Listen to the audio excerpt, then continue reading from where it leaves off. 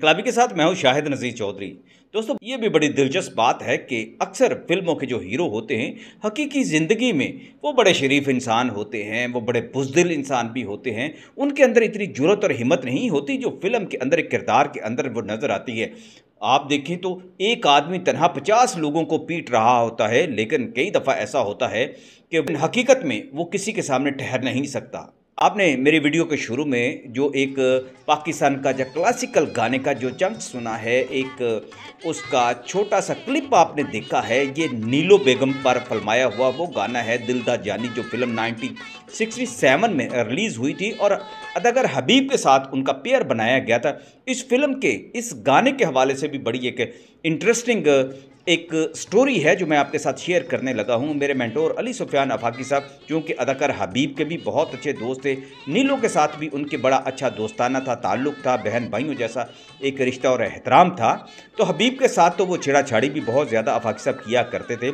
इस फिल्म का एक ये जो सीन ऐसा बना था कि इस गाने की जो शूटिंग थी लाहौर के ही बिल्कुल करीब उस इलाके में जिसे करोल की घाटी आज के दौर में कहा जाता है, जहाँ से मोटरवे गुजरती है और वहाँ से जंगल भी हुआ करता था। यहाँ पर डाकू बसेरा किया करते थे। यहाँ पर बहुत सारे पुलिस के मुकाबले हो चुके हैं और डाकुओं की इसको पनाहगाह भी कहा जाता था।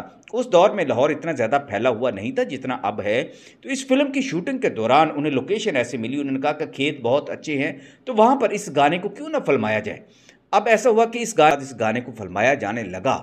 इस जंगल तकरीबन 1 किलोमीटर के फासले पर था। इस तरह की सड़कें उस ज़माने में हुआ नहीं करती थी। लोग घोड़ों पर भी सफ़र किया करते थे, लेकिन जानने वालों को फौरी पता चल गया कि उनसे गलती हो गई है, उनसे अंदाजे की गलती हो गई है कि ये जो जंगल है ये तो बदनामे ज़माना है और यहाँ पर आकर उन्होंने शूटिंग करने का जो एहतमाम किया था वो भी बड़ा गलत था। उस दौर में ऐसा तो नहीं होता था कि पुलिस को साथ लेकर तहफ़्फ़ुज़ के लिए लोग साथ चले जाया करते थे। वहाँ से जंगल से डाकू नमूदार हुए। उस दौर में वहाँ पर अहमद खान नामी एक डाकू का भी राज था, उसकी बड़ी दहशत फैली हुई थी। बहुत बड़ा डाकू तो वो नहीं बन सका, लेकिन बाद में वो पुलिस मुकाबले में मारा गया था। कहा जाता है कि इस एक वाक़े के रूनुमा होने के बाद उस डाकू की भी पुलिस मुकाबले में हलाकत हुई थी कि जब इस फिल्म का गाना जब शुरू हुआ, शूटिंग शुरू हुई, तो वहाँ से जब डाकू आए तो उन्होंने जब नीलो बेगम को इस गाने पर नाचते हुए देखा तो वो आगे बंदूकें उनके हाथ में थी, कुल्हाड़ियाँ उनके हाथों में थी। उन्होंने आके पहले तो शूटिंग जो थी देखना शुरू की तो शूटिंग रुक गई। नीलो बेगम सहम कर एक तरफ हो गई और अदाकार हबीब के बारे में कहा जाता है कि अदाकार हबीब के तो पसीने छूट गए। वहाँ पर वो जो डाकुओं का जो सरदार था उसका मुकालमा शुरू हो गया कि ये क्या कंजरखाना तुम लोगों ने खोल रखा है, तुम लोगों को नहीं पता कि हमारी सरजमीन पर आकर तुम ऐसा काम नहीं कर सकते, हमारी रियासत में आकर तुमने नाच गाना शुरू कर दिया है। ये बड़ी एक अजीबोगरीब उनके लिए भी बात थी कि एक डाकू जो आम जिनके बारे में कहा जाता है कि मुजरिम भी सुना करते हैं, बदमाशी किया करते हैं, लोगों को लूटते हैं, घरों को लूटते हैं, इज्जतें भी लूट लेते हैं, वो एक गाने पर बड़े रंजीदा हो रहे हैं, गुस्सा दिखा रहे हैं और उनकी गैरत जाग उठी है कि उनके इलाके में आकर इस तरह गाना जो है फिल्माया जा रहा है। और ये कोई इतनी अनहोनी बात भी नहीं थी। बहुत सारी फिल्मों के मलंगी के फिल्म के बहुत सारे सीन जो थे इसी इलाके में रिकॉर्ड किए गए थे। इसके अलावा और बहुत सारी ऐसी जो जंगो जदल पर मबनी फिल्में हुआ करती थी जिसमें जंगल दिखाना मकसूद भी होता था, वो भी ऐसे वीरान और जंगली इलाकों में जाकर शूटिंग हुआ करती थी, लेकिन उसका एहतमाम हुआ करता था। लेकिन इनसे गलती हो गई। गलती भी उनसे हुई जो अलाउद्दीन के भाई थे, राजू, यानी कि इसके जो हदायतकार थे राजू साहब थे, वो खुद भी एक समझदार आदमी थे, लेकिन ओवर हो गए। उन्हें अपने कहते हैं कि कॉन्फिडेंस जो था वो मार गया कि उनकी फिल्म की शूटिंग है तो लिहाजा कोई उनको तंग नहीं कर सकता। ये होता है, इंसान बात का मगालते की गलती कर जाता है। वहाँ पर डाकुओं को जब देखा, हकीकी डाकुओं को जब नीलो बेगम ने देखा तो उन्होंने एक तरह से अदाकार हबीब की पनाह ली, यानी कि उनके पीछे छुपने की कोशिश की। तो डाकू आगे बढ़ गए और उन्होंने नीलो बेगम को कहा कि आप लोगों ने ये जो हरकत की है, यहाँ जो गाना बजाना जो शुरू किया है, तो अब हम यहाँ बैठेंगे, यहाँ हम पूरा एक मुजरा भी सुनेंगे।